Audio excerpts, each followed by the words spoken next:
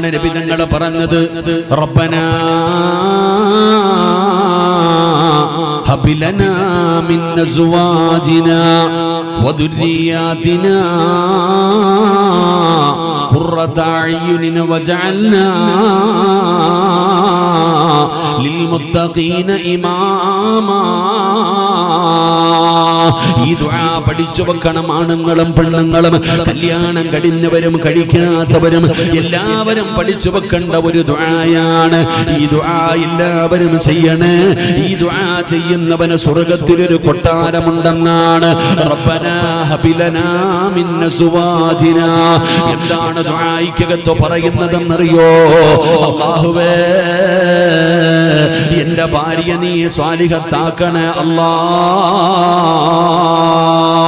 ഒരു ഭർത്താവ് ദുആ ചെയ്യുകയാണ്, പടച്ചവനെ എന്റെ ഭാര്യ നീ നന്നാക്കണം തമ്പുരാന്. ഒരു ഭാര്യ ദുആ ചെയ്യുന്നു, എന്റെ ഭർത്താവിനെ നന്നാക്കണം തമ്പുരാന്. അല്ലാഹുവേ, എന്റെ മക്കളെ സ്വാലിഹീങ്ങളാക്കണം പടച്ചവനെ. എന്റെ കണ്ണിന് കുളിർമയുള്ളവരാക്കണം തമ്പുരാന്. ഈ ദുആയിന്റെ അർത്ഥം അതാണ്. കല്യാണം കഴിക്കാത്ത ചെറുപ്പക്കാരാ, അല്ലാഹുവേ എനിക്കൊരു സ്വാലിഹത്തായ ഭാര്യയെ തരണേ അല്ലാഹ്. എനിക്ക് അല്ലാഹുവിനെ ഭയന്ന് ജീവിക്കുന്ന ഒരു ഭർത്താവിനെ തരണേ അല്ലാഹ്. ഇതാണ് ആ ദുആയിന്റെ അർത്ഥം. അതുകൊണ്ട് വാപ്പ ദുആ ചെയ്യുകയാണ്, എന്റെ ഭാര്യയെ നന്നാക്കണം തമ്പുരാനെ, എന്റെ മക്കളെ നന്നാക്കണം തമ്പുരാനെ, അവരെനിക്ക് സ്വർഗം വാങ്ങിത്തരുന്നവരാക്കണം തമ്പുരാനെ. എന്നിട്ട് അവസാനം നീ പറയുന്നത് എന്തെന്നറിയുമോ? അല്ലാഹുവേ, എന്നെ നീ നന്നാക്കണേ അല്ലാഹ്, എന്നെ നീ നന്നാക്കണം തമ്പുരാനെ, എന്നെ ഇമാമാക്കണം തമ്പുരാനെ.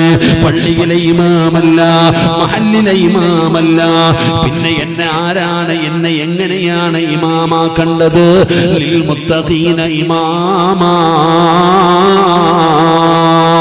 എന്റെ ഭാര്യയുടെ ഇമാമാക്കണം, എന്റെ മക്കളുടെ ഇമാമാക്കണം. എന്റെ ഭാര്യക്കും എന്റെ മക്കൾക്കും മാതൃകയാകുന്ന, അവർക്ക് രണ്ടുപേർക്കും ഇമാമത്ത് നിൽക്കാൻ അർഹതയുള്ള എനിക്ക് എന്നെ നീ ഇമാമാക്കണേ എന്ന് അല്ലാഹുവിനോട് ദുആ ചെയ്യണമെന്ന് നബി തങ്ങൾ പഠിപ്പിക്കുമ്പോ, എന്റെ പ്രിയപ്പെട്ടവരെ, കുടുംബമെന്ന് പറഞ്ഞാൽ ആരാ? ഈ കാണുന്ന ഓളമൊന്നുമല്ല സഹോദരാ. കുടുംബമെന്ന് പറഞ്ഞാൽ ആരെന്നറിയോ? കുടുംബത്തിന്റെ വില എന്തെന്നറിയോ? കുടുംബത്തിന്റെ മഹിമ എന്തെന്നറിയോ? അല്ലാഹുവിന്റെ വിശുദ്ധമായ ഖുർആൻ യാസീൻ പാരായണം ചെയ്യുന്നവരാ. ആ യാസീൻ എന്ന് പറയുന്ന സൂറത്തിന്റെ അകത്തൊരായത്ത് കാണാം. വഅസ്വാജുഹും ഫീ ദിലാലിൻ അലൽ അറായികി മുത്തഖിയൂൻ ലഹും ഫീഹാ ഫാകിഹതു വലഹും മാ യദ്ദഊൻ സലാമുൻ ഖൗലൻ മിർ റബ്ബിർ റഹീം. ഈ ഒരുമിച്ച് കൂടിയിരിക്കുന്ന എന്റെ പ്രിയപ്പെട്ടവരോട് പറയുകയാണ്, നാളെ ഞാനും നിങ്ങളും അല്ലാഹുവിന്റെ സ്വർഗ്ഗത്തിലേക്ക് കടന്നു ചെല്ലുമ്പോ പാലിരിപികളും തേനിരിപികളും ഒഴുകുന്ന പടച്ചറബിന്റെ അനുഗ്രഹങ്ങൾ കൊണ്ട് നിറച്ച സ്വർഗ്ഗമുണ്ടല്ലോ. ലഹും ജന്നാതുൻ തജ്രീ മിൻ തഹ്തിഹൽ അൻഹാർ. പാലിരിപികളും തേനിരിപികളും ഒഴുകുന്ന ഞാനും നിങ്ങളും എത്ര ചിന്തിച്ചാലും മനസ്സിലാകാത്ത അല്ലാഹുവിന്റെ സ്വർഗ്ഗമുണ്ടല്ലോ. പടച്ചവനെ, അല്ലാഹു എല്ലാം ഒരുക്കി വെച്ചിരിക്കുകയാണ്. അവിടെ കഷ്ടപ്പാടില്ല, ദുരിതമില്ല, ജോലിയില്ല, ദാരിദ്ര്യമില്ല, പട്ടിണിയില്ല, പ്രയാസമില്ല. അവിടെ വഅദ കേൾക്കണ്ട, വഅദ പറയണ്ട, സദഖ കൊടുക്കണ്ട, നിസ്കരിക്കണ്ട, നോമ്പ് പിടിക്കണ്ട, ഒരു നന്മയും ചെയ്യണ്ട. ഇന്നത് ചെയ്യരുത്, ഇന്നത് ചെയ്യരുതെന്ന് പറയാൻ, നീ എന്തുകൊണ്ടാണ് ഇങ്ങനെ ചെയ്തതെന്ന് ചോദിക്കാൻ ഒരാൾ പോലും ഇല്ലടോ. എന്ത് വേണമെങ്കിലും തിന്നാ, എന്ത് വേണമെങ്കിലും കുടിക്കാം, എങ്ങനെ വേണമെങ്കിലും നടക്കാം. ചോദിക്കാനും പറയാനും ആരുമില്ലാത്ത പടച്ചറബിന്റെ സ്വർഗ്ഗമുണ്ടല്ലോ. അവിടെ പ്രായമുള്ളവരില്ല, ഗ്ലാമർ കുറഞ്ഞവരില്ല. എന്റെ ചെറുപ്പക്കാരാ, എല്ലാവർക്കും 33 വയസ്സാ. അള്ളാന്റെ സ്വർഗത്തില് ആണിനും പെണ്ണിനും 33 വയസ്സാണ്. എന്റെ പ്രിയപ്പെട്ടവരെ, അവിടെ കറുത്തവരില്ല. എല്ലാവർക്കും മഹാനായ യൂസുഫ് നബി അലൈഹിസ്സലാം, അല്ലാഹുവിന്റെ പ്രവാചകനായ യൂസുഫ് നബിയുടെ ഗ്ലാമറാണ്. എല്ലാവരും പടച്ചവനെ 33 വയസ്സുകാര് അടിച്ചു പൊളിച്ച് അള്ളാന്റെ സ്വർഗത്തിൽ ഇങ്ങനെ നടക്കാം. ആ സ്വർഗത്തിലേക്ക് ഞാനും നിങ്ങളും കടന്നു ചെല്ലുമ്പോ ഒരു കുടുംബം കാണുകയാണ്, ഒരു കുടുംബത്തെ കാണുകയാണ്. ഒരു ഭാര്യയും ഭർത്താവും തന്റെ മക്കളുടെ കൈ പിടിച്ചിട്ട് അല്ലാഹുവിന്റെ സ്വർഗത്തിലെ ചാരുകസേരയിലിരുന്ന് ആടുകയാണ്. അവര് സുഖിക്കുകയാണ്. ബീച്ചിലല്ലടോ, കടപ്പുറത്തല്ലടോ, അല്ലാഹുവിന്റെ സ്വർഗത്തിൽ ഒരു ഭാര്യയും ഒരു ഭർത്താവും തന്റെ മക്കളുടെ കൈ പിടിച്ചിട്ട് അവര് കുടുംബസമേതം സ്വർഗത്തിലിരുന്ന് ആസ്വദിക്കുകയാണ്. ഹൂറിൽ അവരുടെ ചാരത്ത് നിൽക്കുകയാണ്. അവർക്ക് ഖിദ്മത്ത് ചെയ്യാൻ, അവർക്ക് ഭക്ഷണം എടുത്തു കൊടുക്കാൻ, അവർക്ക് ആവശ്യമുള്ളത് ചെയ്തു കൊടുക്കാൻ അല്ലാഹുവിന്റെ സ്വർഗത്തില് സഹോദരാ ഹൂറിൽ നിന്റെ ചാരത്ത് വന്ന് നിൽക്കുകയാ. അതിലുണ്ട് മുന്തിരി തോട്ടവും റുമ്മാനും രസമുള്ളതാ കദളിപ്പഴം തിന്നാനും താരാട്ടു പാടാൻ തോഴിമാർ പലരുണ്ട്. കൈമുട്ടുവാൻ ചില ദാസിമാർ വരവുണ്ട്. മണിയില്ല റബ്ബേ, മണിയില്ല റബ്ബേ, വാങ്ങുവാനാ വീട്.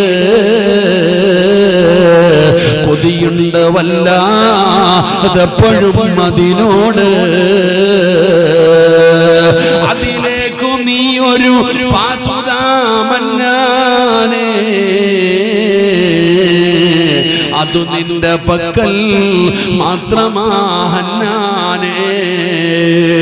ഒരുമിച്ച് കൂടിയവരോട് പറയുകയാണ്, ഈ വാളിന്റെ സദസ്സിലിരിക്കുന്ന ഈ സംഗമത്തിൽ ഒരുമിച്ച് കൂടിയ ഒരു ഭർത്താവ് തന്റെ ഭാര്യയുടെ കയ്യിൽ പിടിക്കുന്നു, അല്ലാഹു തന്ന മക്കളെ കയ്യിൽ പിടിക്കുന്നു. എന്നിട്ട് അല്ലാഹുവിന്റെ സ്വർഗത്തിൽ പോയിട്ട് അവര് ചാരുകസേരയിലിരുന്ന് ഇങ്ങനെ സുഖിക്കുകയാണ്. അവര് സ്വർഗത്തിലിരുന്ന് ആസ്വദിക്കുകയാണ്.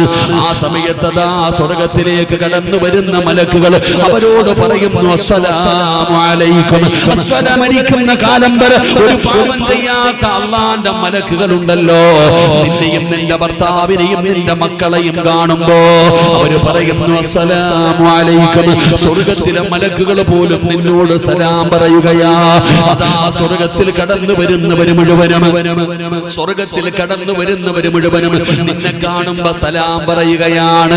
ഇന്ന് നിന്നോട് പറയാൻ മടിയാണ്, നീ ആരാണെന്ന് ആർക്കും അറിയില്ല.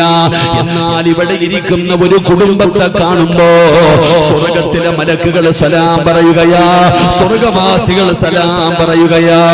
അങ്ങനെ എല്ലാവരും നിന്നെ ബഹുമാനിക്കുകയാണ്, ആദരിക്കുകയാണ്, സ്ഥാനം തരികയാണ്.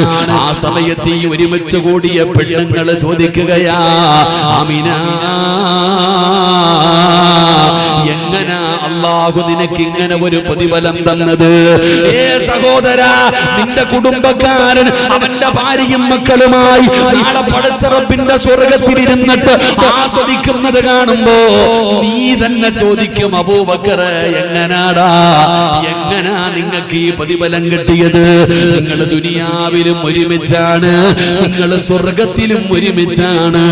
എങ്ങനെയാ അല്ലാഹു നിനക്ക് ഈ ഭാഗ്യം തന്നത് എന്ന് നാളെ സ്വർഗത്തിൽ വെച്ച് ഒരു കുടുംബത്തോട് ചോദിക്കുമെന്ന് അല്ലാഹുവിന്റെ വിശുദ്ധ ഖുർആൻ, അല്ലാഹുവിന്റെ വിശുദ്ധമായ ഖുർആൻ പറയുന്നു, ഈ സദസ്സിലിരിക്കുന്ന ഒരു മനുഷ്യൻ നാളെ അവന്റെ ഭാര്യയും അവന്റെ മക്കളെയും കയ്യും പിടിച്ചിട്ട് സ്വർഗത്തിലിരുന്നിട്ട് ഇങ്ങനെ ആസ്വദിക്കും.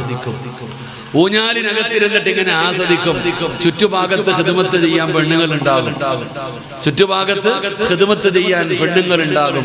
നീ സ്വർഗത്തിൽ ഇരുന്ന് ആസ്വദിക്കുമ്പോ മലക്കുകൾ പോലും നിന്നോട് പറയും, അസ്സലാമു അലൈക്കും. നിന്റെ വിഷമം എന്താ? ഇപ്പൊ ഇവിടെ ഇറങ്ങി പോകുമ്പോ നിന്റെ കുടുംബക്കാരി പോലും നിന്നോട് സലാം പറയുന്നില്ല. നിന്റെ കുടുംബക്കാരി പോലും പറയുന്നില്ല. നിന്റെ കുടുംബക്കാരൻ പറയുന്നുണ്ടോ നീ ആരാന്നറിയോ? എന്നാ നാളെ പടച്ച റബ്ബിന്റെ പരലോകത്ത് മലക്കുകൾ പറയും നിന്നോട് സലാം. അള്ളാന്റെ സ്വർഗത്തിൽ വെച്ച് മലക്കുകൾ പറയും, വരുന്നവരും പോകുന്നവനും എല്ലാം പറയും. എല്ലാരും ചോദിക്കും എങ്ങനാ ഇവിടെ വന്നതെന്ന്. ഞാൻ സ്വർഗത്തിൽ പോയപ്പോ ഒരുമിച്ചല്ലേ പോണ്ടേ? സ്വർഗത്തിൽ പോകുമ്പോ ഒരുമിച്ചാ പോണ്ടേ? അല്ല, വിരുന്നിന് പോകുമ്പോ ഒറ്റയ്ക്കല്ല പോണ്ടേ, കുടുംബസമേതാ പോണ്ടേ. വിരുന്നിന് വരുമ്പോ നീ മാത്രം വന്നാൽ മതി എന്ന് ആരും വിളിക്കാറില്ല. അല്ല പറയുന്നത് എല്ലാരും വിരുന്നിന് വരാനാ പറയണ, സ്വർഗത്തിലേക്ക് കുടുംബസമേതം പോകണം. അള്ളാഹു ഭാഗ്യം തരുമാറാകട്ടെ, അള്ളാഹു ഭാഗ്യം തരുമാറാകട്ടെ. കുടുംബസമേതം വേണം വിരുന്നിന് പോകാൻ. അള്ളാഹു വിരുന്നിന് വിളിക്കുന്നു. അല്ല പറയാ വരാൻ, ചീത്ത വിളിക്കാതിരുന്നാ മതിയില്ലേ അല്ലേ? ഭർത്താവിന് എന്താ വിളിക്കുക? ഞാൻ കുടുംബം കലക്കാൻ വന്നതല്ല, അതുകൊണ്ട് ഞാൻ പറയണില്ല. ഞാന് ഒരു വീട്ടിൽ പോയപ്പോ ഭാര്യ ഭർത്താവിനെ വിളിക്കുന്നു, എടാ ഇങ്ങെടുക്കടാ. ഇങ്ങനെ എടാ, ഭർത്താവിനെ എടാന്ന് വിളിക്കുന്ന പെണ്ണുങ്ങളില്ലേ? പ്രേമിച്ചല്ലേ കെട്ടിയത്, അതുകൊണ്ട് പിന്നെ എടാ വാടാ ആണല്ലോ അല്ലേ? പ്രേമിച്ച് കല്യാണം കഴിഞ്ഞല്ലോ, അവന് പിന്നെ ഒന്നും പറയാനില്ലല്ലോ. എടാ എടാ തന്നെ വിളിക്കാം. ചില പേര് വിളിക്കില്ലേ? പേര് വിളിക്കാറില്ലേ? ഭർത്താവിന്റെ പേര് വിളിക്കാറില്ലേ? വിളിക്കാറുണ്ടില്ലേ? ഉമ്മാനെ എന്താ വിളിക്കണേ? ആമിന ഉമ്മാന. നീയൊക്കെ നിന്റെ ഉമ്മാനെ വിളിക്കണ എന്താ? വാപ്പാടെ പേര് അബൂബക്കർ എന്നാ, നീ വാപ്പാന്നാണോ വിളിക്കണ? അബൂബക്കർ വാപ്പാന്നാ വിളിക്കണ? ആമിന ഉമ്മാനെ വിളിക്കണ എന്താ? ഉമ്മയുടെ പേര്, എന്റെ പേര് സിറാജ്, എന്റെ മോൻ എന്നെ കാണുമ്പോ സിറാജ് വാപ്പാന്നാ വിളിക്കണ്ട. എന്റെ പെണ്ണുമ്പോൾ എന്നെ വിളിക്കേണ്ടത് സിറാജിക്ക.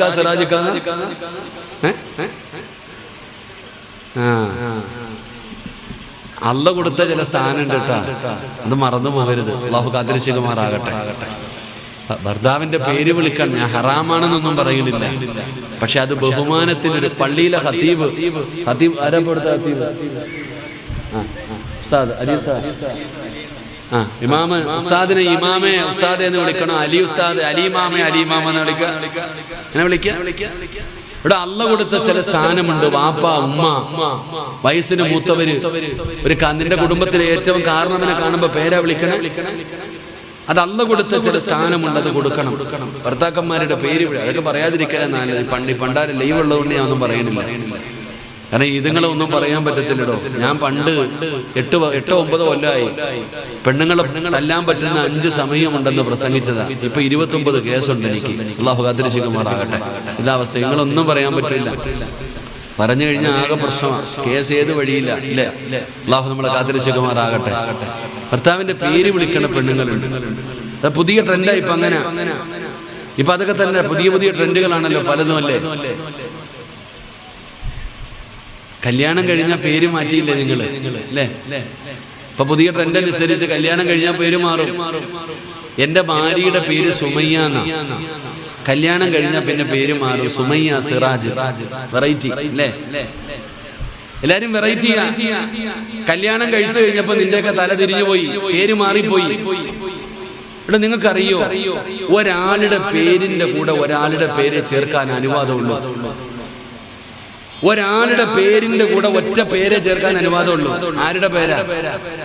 നിനക്ക് ജന്മം നൽകിയ നിന്റെ വാപ്പാടെ പേര്. ഉപ്പാടെ പേരല്ലാതെ വേറെ ആരുടെയും പേര് കൂടെ ചേർക്കാൻ അനുവാദമില്ല. ഫാത്തിമ ബീവിയുടെ പേര് ഫാത്തിമ അലി എന്നായിരുന്നില്ല. ആയിഷ ബീവിയുടെ പേര് ആയിഷ മുഹമ്മദ് എന്നായിരുന്നില്ല. അത് പഠിക്ക്. കാരണം വാപ്പയും മക്കളും തമ്മിലുള്ള ബന്ധം ഒരിക്കലും മുറിയൂല. നിന്റെ കെട്ടിയവൻ എപ്പോ വേണമെങ്കിലും നിന്നെ തേച്ചിട്ട് വേറെ പെണ്ണ് കെട്ടും. അള്ളാഹു കാത്തിരശികുമാറാകട്ടെ. നീയും ഭർത്താവും തമ്മിലുള്ള ബന്ധം എന്താ? നിന്നെ എപ്പോ വേണമെങ്കിലും ഓൻ ഒഴിവാക്കും, എന്നിട്ട് വേറെ പെണ്ണ് കെട്ടും. അപ്പൊ നീ ആധാർ തിരുത്തുവോ? എങ്ങനെ താത്ത തിരുത്തോ? നിന്റെ ഭർത്താവ് മരിച്ചുപോയി, നീ എന്ത് ആധാർ തിരുത്തുവോ? അതാ മനസ്സിലാക്കണ്ടേ. പേരുകൾ ചേർക്കുന്ന അങ്ങനെ പുതിയ ട്രെൻഡുകൾ കടന്നു വരികയാണ്. അതുകൊണ്ടാണ് ഞാൻ പറഞ്ഞത്. അപ്പൊ ഞാൻ പറഞ്ഞു വന്നത്, നീ സ്വർഗത്തിൽ പോകുമ്പോ നിന്റെ ഭാര്യ ഉണ്ടാകണം, നിന്റെ മക്കൾ ഉണ്ടാകണം. പോകുമ്പോ കുടുംബസമേതം പോകണം. അള്ളാഹു ഭാഗ്യം തരുമാറാകട്ടെ. അള്ളാഹു ഭാഗ്യം തരുമാറാകട്ടെ. അപ്പൊ എല്ലാരും ചോദിക്കും, നിങ്ങൾ എങ്ങനെയാ ഇവിടെ വന്നേന്ന്? നിങ്ങൾ എങ്ങനെയാണ് അള്ളാഹുവിന്റെ സ്വർഗത്തിൽ കുടുംബസമേതം വന്നത് എന്ന് ചോദിക്കുമ്പോ അവരങ്ങോട്ട് മറുപടി പറയും. വരാനുള്ള കാരണം 4 കാര്യങ്ങൾ അവരുടെ ജീവിതത്തിൽ ഉണ്ടായിരുന്നു. ഈ 4 കാര്യം അവരുടെ ജീവിതത്തിൽ ഉണ്ടായിരുന്നത് കൊണ്ടാണ് അവർ കുടുംബസമേതം സ്വർഗത്തിൽ വന്നത്. ആ 4 കാര്യങ്ങൾ നമുക്കും പാലിക്കാൻ അള്ളാഹു ഭാഗ്യം തരുമാറാകട്ടെ. പറയണമെന്ന് ആഗ്രഹമുണ്ട്, പക്ഷെ ബാങ്ക് വിളിക്കാൻ സമയമായി. ഇല്ലേ അലീസ? ഇപ്പൊ വിളിക്കൂലേ? 10 മിനിറ്റ് 5 മിനിറ്റ് കൂടെ ഉണ്ട്. ഈ 5 മിനിറ്റ് കൊണ്ട് 4 എണ്ണം പറയാൻ പറ്റൂല. ഇപ്പൊ ബാങ്ക് വിളിക്കും. ഇപ്പൊ ഇൻഷാ അല്ലാഹ് ഈ 4 കാര്യം കേൾക്കണമെങ്കിൽ ഒരു ദിവസം വഅദ് വെക്കണം, എങ്കിലേ കേൾക്കാൻ പറ്റും. ഒരു ദിവസം വഅദ് വെച്ചാൽ ഈ 4 കാര്യം ഞാൻ പറഞ്ഞു തരാം. അല്ലാതെ ഇപ്പൊ സമയമില്ല. ഇൻഷാ അല്ലാഹ് എവിടെങ്കിലും വന്ന് വഅദ് കേൾക്കുക. അള്ളാഹു നമുക്ക് ഭാഗ്യം തരുമാറാകട്ടെ. പരസ്പരം സ്നേഹമുണ്ടായാൽ മതി. ഭാര്യയും ഭർത്താവ് നമ്മൾ വിചാരിക്കുന്നത് കല്യാണം കഴിഞ്ഞ് 2 മാസം ഹണിമൂൺ ആഘോഷം സ്നേഹം, എന്താ പടച്ചവനെ ബൈക്കൊക്കെ വെച്ചിട്ട് റോഡിലൂടെ എങ്ങനെ കൊണ്ടുപോകും ഭാര്യയെ. അതൊന്നുമല്ലടോ. മരിക്കുന്ന ദിവസം വരെ സ്നേഹമുണ്ടാകണം. മരിക്കുന്ന ദിവസം വരെ സ്നേഹമുണ്ടാകണം. ഭാര്യയും ഭർത്താവും തമ്മിലുള്ള ബന്ധമതാ. ഇൻഷാ അല്ലാഹ് അങ്ങനെ അള്ളാഹു അങ്ങനെയുള്ള ഒരു സ്നേഹം നൽകി അനുഗ്രഹിക്കുമാറാകട്ടെ. ഒരു ഭാര്യയും ഭർത്താവ് എങ്ങനെയാകണമെന്നറിയോ? നിങ്ങളെ കണ്ടാ നിങ്ങളുടെ മക്കൾ വളരുന്നത് നിങ്ങളെ കണ്ടിട്ടാ വളരുന്നത്, അല്ലാതെ വേറെ ആരെയും കണ്ടിട്ടില്ല. ഉപ്പാടെ സ്വഭാവം ഉമ്മയുടെ സ്വഭാവം മക്കൾക്കുണ്ടാകും, അത് കണ്ടിട്ടാ വളരുന്നത്. പക്ഷെ നിങ്ങൾ മനസ്സിലാക്കുന്നില്ല എങ്ങനെയാണ് ഈ സ്നേഹം ഉണ്ടാകുന്നത്, എങ്ങനെയാണ് ഇവർ തമ്മിലുള്ള ബന്ധം എന്താ. ഇവിടെ ഒരു ഭാര്യയും ഭർത്താവും തമ്മിലുള്ള ബന്ധം നിങ്ങൾ മനസ്സിലാക്കും. മക്കളെ വളർത്തേണ്ടത് എങ്ങനെയാണെന്ന് പഠിക്കുക. ഞാൻ ഒരു ചരിത്രം പറയാം. ഒറ്റ ചരിത്രം ഞാൻ നിങ്ങൾക്ക് പറയാം. മക്കളെ എങ്ങനെയാണ് വളർത്തേണ്ടതെന്ന് ഞാൻ പറഞ്ഞു തരാം. എന്റെ പ്രിയപ്പെട്ട സഹോദരിമാരെ, മഹാനായ ആദരവായ പ്രവാചകൻ നബി മുഹമ്മദ് മുസ്തഫ സല്ലല്ലാഹു അലൈഹി വസല്ലമ തങ്ങൾക്ക് ഒരുപാട് ഭാര്യമാരുണ്ടായിരുന്നു. നബി തങ്ങൾക്ക് എന്നാൽ ഭാര്യമാരിൽ ഏറ്റവും കൂടുതൽ ഇഷ്ടം മഹദിയായ ഖദീജ ബീവി റളിയല്ലാഹു തആല അൻഹ. അള്ളാന്റെ റസൂലിന് ഏറ്റവും ഇഷ്ടം ഖദീജാനെയാണ്. ഖദീജ ബീവി മരണപ്പെട്ടു, എന്നാലും നബി തങ്ങൾ എപ്പോഴും പറയും എന്റെ ഖദീജ, എന്റെ ഖദീജ, എന്റെ ഖദീജ. ഒരു ഭാര്യയോടും മറ്റൊരു ഭാര്യയെ കുറിച്ച് പറഞ്ഞാൽ ഓക്കൊട്ടും ഇഷ്ടപ്പെടില്ല. അപ്പൊ നബി തങ്ങൾ എപ്പോഴും മറ്റുള്ളവരോട് പറയും, മറ്റു ഭാര്യമാരെന്തെങ്കിലും ചെയ്യുമ്പോ പറയും എന്റെ ഖദീജ അങ്ങനല്ലട്ടാ, ആയിഷ നിന്നെ പോലെയല്ല എന്റെ ഖദീജ. മറ്റുള്ള ഭാര്യമാരോട് മുഴുവനും നബി തങ്ങൾ ഖദീജയെ കുറിച്ച് മദ്ഹ് പറയും. സ്നേഹം എന്ന് പറഞ്ഞാൽ നബി തങ്ങൾക്ക് ആരെങ്കിലും ഒരു നല്ല ഭക്ഷണം കൊണ്ടുവന്ന് കൊടുത്താ ആ ഭക്ഷണം നേരെ ഖദീജയുടെ ഫ്രണ്ടിന്റെ വീട്ടിൽ കൊടുത്തു വിടും. അതാ സ്നേഹം. ബാപ്പായും ഉമ്മായും മരിച്ചുപോയ മാതാപിതാക്കളോട് മക്കൾക്കുള്ള കടമ എന്താണെന്ന് നബി തങ്ങളോട് ചോദിച്ചപ്പോ ദുആ ചെയ്യലും സദഖ കൊടുക്കലും ആണ്ട് നടത്തലും മാത്രമല്ല സ്നേഹം. വാപ്പയോടും മരിച്ചുപോയ ഉപ്പയോടും ഉമ്മയോടുമുള്ള കടമകളെ കുറിച്ച് ചോദിച്ചപ്പോ വർഷാവർഷം ആണ്ട് നടത്തുന്നുണ്ട്, സദഖ കൊടുക്കുന്നുണ്ട്, ദുആ ചെയ്യുന്നുണ്ട്. ഇത് മാത്രമല്ല കടമ. വാപ്പയുടെ കൂട്ടുകാർ, വാപ്പയുടെ കുടുംബക്കാരെ നീ സ്നേഹിക്കണേ എന്ന് നബിയുനാ റസൂലുള്ളാഹി സ്വല്ലല്ലാഹു അലൈഹി വസല്ലം. നിന്റെ വാപ്പാടെ കുടുംബക്കാരെ നീ സന്ദർശിക്കണം, നീ അവരെ സ്നേഹിക്കണം. ഉമ്മയുടെ കുടുംബക്കാർ, ഉമ്മയുടെ കൂട്ടുകാർ, അവരെ പോലും നമ്മൾ സ്നേഹിക്കണമെന്നാണ്. അത് അവരോടുള്ള കടമകളിൽപ്പെട്ടതാ. അപ്പൊ ഖദീജ ബീവി മരിച്ചതിന് ശേഷവും നബി തങ്ങൾക്ക് ഖദീജ എന്ന് പറഞ്ഞ 1000 നാവ. ഒരു നല്ല ഭക്ഷണം കിട്ടിയാൽ പോലും ഖദീജ ബീവിയുടെ ഫ്രണ്ടിന്റെ വീട്ടിൽ കൊടുത്തു വിടും ഖദീജാനെ ഓർമ്മ വരുമ്പോ. അങ്ങനെ ഇരിക്കുമ്പോഴാ ഒരിക്കൽ നബി തങ്ങൾ എപ്പോഴും ഖദീജയെ കുറിച്ച് പറയുന്നത് കേട്ടപ്പോ ഒരിക്കൽ ആയിഷ ബീവി റളിയല്ലാഹു തആലയ്ക്ക് ദേഷ്യം വന്നു.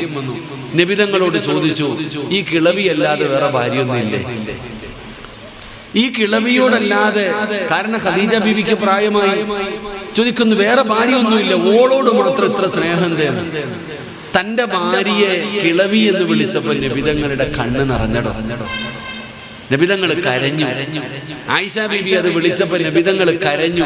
അടിക്കുകയോ വഴക്കുണ്ടാക്കുകയൊന്നും ചെയ്തില്ല. നബി തങ്ങൾ അപ്പോഴും പറഞ്ഞു, നീയൊന്നും എന്റെ ഖദീജാനെ പോലെ ആകില്ല എന്ന് നബിയുനാ റസൂലുള്ളാഹി സ്വല്ലല്ലാഹു അലൈഹി വസല്ലം. അല്ലാഹു നമുക്ക് പഠിക്കാൻ ഭാഗ്യം തരുമാറാകട്ടെ. എന്തുകൊണ്ടാണ് ഇങ്ങനെ ഒരു ബന്ധമുണ്ടായത്? ഈ സസിലിക്ക് ഞാൻ ചോദിക്കട്ടെ, ഏതാത്ത നീ മരിച്ചെന്ന് കരുതുക, അല്ലാഹു നിനക്ക് നല്ല മരണം തരുമാറാകട്ടെ. ആണുങ്ങൾ ആമീൻ പറഞ്ഞു, നീ ആമീൻ പറഞ്ഞില്ല. അള്ളാഹു നിങ്ങൾക്ക് നല്ല മരണം തരുമാറാകട്ടെ. ഇപ്പൊ നീ പറയുന്നു നിന്റെ ഇക്കാന് നിന്റെ ജീവനാണ്, നീ ഇല്ലാതെ നിന്റെ ഇക്ക ഉറങ്ങൂല എന്നല്ലേ പറയണേ. നിന്നെ അത്ര ഇഷ്ടമാണെന്ന് പറയുന്നു. നീ മരിച്ചു പോയെന്ന് കരുതുക. നീ മരിച്ചു, 3 കഴിഞ്ഞു, 7 കഴിഞ്ഞു, 17 കഴിഞ്ഞു, 21 കഴിഞ്ഞു, 10-20 ദിവസം കഴിഞ്ഞു.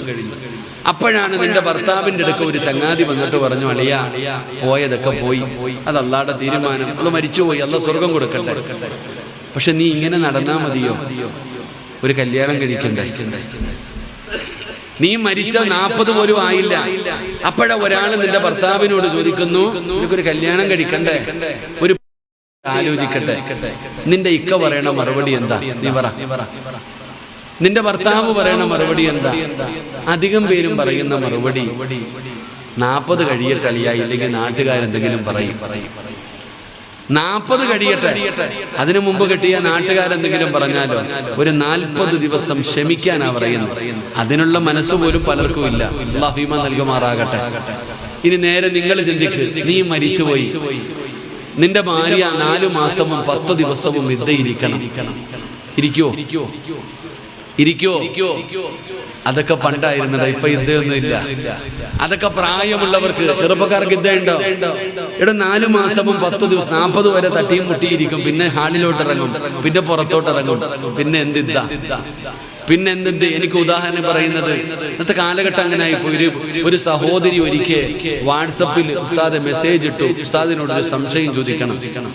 വാട്സപ്പിൽ ചോദിച്ചാ കുറെ വർഷങ്ങളായി. ഒരു സഹോദരി ചോദിച്ചു, ഉസ്താദ് ഒരു മസാല ചോദിക്കണം, ഞാൻ ഇരിക്കുകയാണ്, ഞാനൊന്ന് കോള് വിളിച്ചോട്ടെ. ഇരിക്കുന്ന പെണ്ണിനോട് സംസാരിക്കാൻ പാടില്ല, അതുകൊണ്ട് പറഞ്ഞ് മെസ്സേജ് ഇട്ടാൽ മതി. ആ സഹോദരി മെസ്സേജ് ഇട്ടത്, ഉസ്താദ് ഞാൻ ഇരിക്കുക, എന്റെ ഭർത്താവ് മരണപ്പെട്ടു പോയി, ഞാൻ മറ്റൊരു കല്യാണത്തിന് പത്രത്തിൽ പരസ്യം കൊടുത്തു, ബഹ്റൈനിൽ നിന്ന് ലീവിന് വന്ന ഒരാള് എന്നെ പെണ്ണ് കാണാൻ വരട്ടെ എന്ന് ചോദിക്കുന്നുണ്ട്, എനിക്ക് പെണ്ണ് കാണാൻ പറ്റുമോ എന്നാ ചോദിച്ചേ. അല്ലാഹു ഈമാൻ തരുമാറാകട്ടെ. എപ്പോ ഇരിക്കുന്ന സമയത്ത് അവള് പത്രത്തിൽ പരസ്യം കൊടുത്തു അടുത്ത കല്യാണത്തിന്. അപ്പോഴാണ് ഗൾഫിൽ നിന്ന് ലീവിന് വന്ന ഒരാൾ കാണാൻ അനുവാദം ചോദിക്കുന്നത്. ഞാൻ ആ സഹോദരിയോട് ചോദിച്ചു, നീ എന്തിനാ ഇരിക്കണേന്ന് ചോദിച്ചു. ഇരിക്കണ്ടെന്ന് പറഞ്ഞ കാരണം ഇതിനെക്കാളും നല്ലതിരിക്കാതിരിക്കല. ഇതുപോലെയാണ് ഇന്നത്തെ ഭാര്യയും ഭർത്താവും തമ്മിലുള്ള ബന്ധം. സ്നേഹമില്ല.